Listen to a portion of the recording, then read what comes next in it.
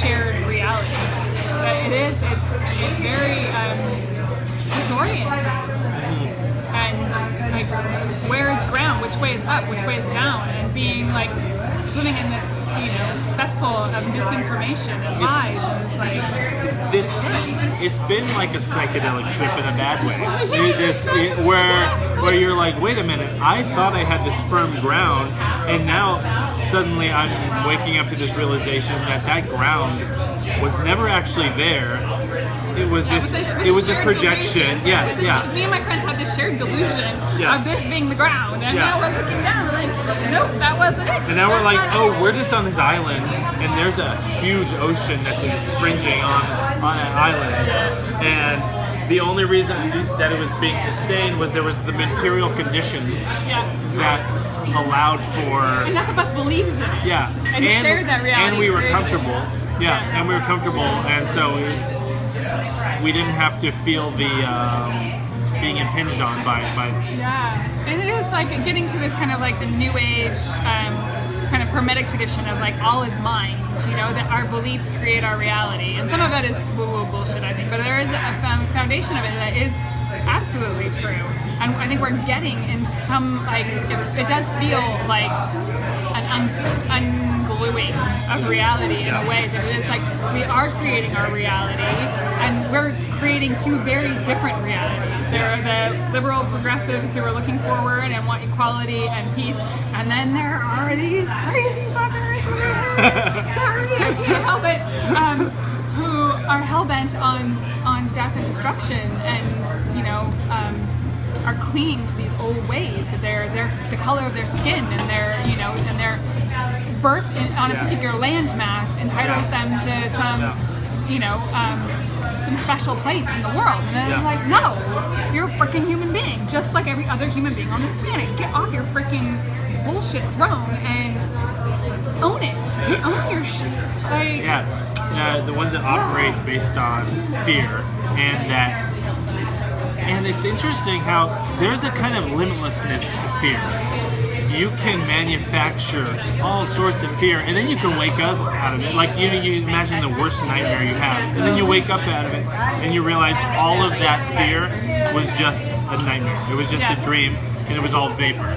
Yeah. But when you're in it, it's the hugest thing in the world, and so people are driven by this deep psychic energy of fear, and when you're in the grips of that, there's no telling what you can do. Yeah. And on the outside of it, you can laugh at it. Like, when you wake out of a depression, you can say, oh, I was really worried about nothing. But when you're in the grips of it, it's the most powerful thing in the world. And it's like you see on mass people under the grip of fear. Yeah, absolutely. And what can you do about it? You can diagnose why they're that way, but you can't actually just talk them out of it. Yeah, well, it's almost like talking to somebody who is in like a schizophrenic, illusion. Yeah.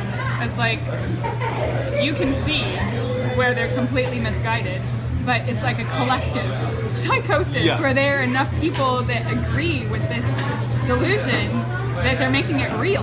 They're actually creating the conditions for their fears to be realized because they've gone off the deep end and are putting our very, government. And they have they have their hands on levers of power now. I mean, not that they didn't before, but it's more and more. Yeah, there's no countervailing force. So now it's like, it's getting so comical that you have somebody who couldn't even remember the name of the Department of Energy. Somebody wanted to dissolve. Now in charge of it, like. And as head of the Small Business Administration, it's this woman from the World Wrestling Federation, or whatever it is now, because since they got sued by the World Wildlife Federation, that changed their name. It's like, this is like, he's punking us. He's still punking us. He's like I just keep waiting for him to just be like, you still don't get the joke, people. You still don't get the joke. Like, how much more extreme do I have to get before you wake up? And Adam Curtis was talking about him as this comedic character, which is revealing what was created by by like maybe the liberal class. Donald Trump represents the world that was created by ignoring certain realities, and living in this world like everything was normal. While ignoring all these important material realities and people, and now what's created is Donald Trump represents this comedic backlash. Well, and he's a caricature of everything that's wrong with American society.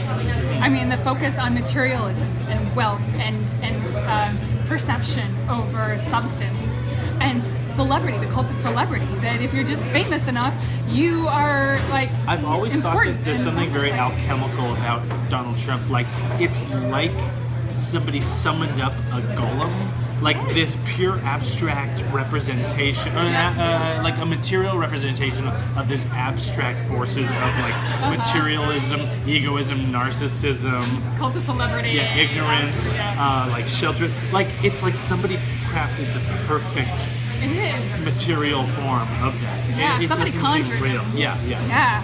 Some witches. It doesn't just Some witches need to undo that spell, please. Now, I have Newt Gingrich.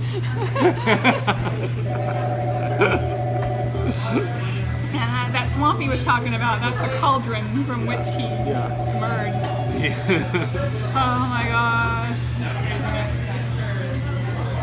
And he's the exact thing that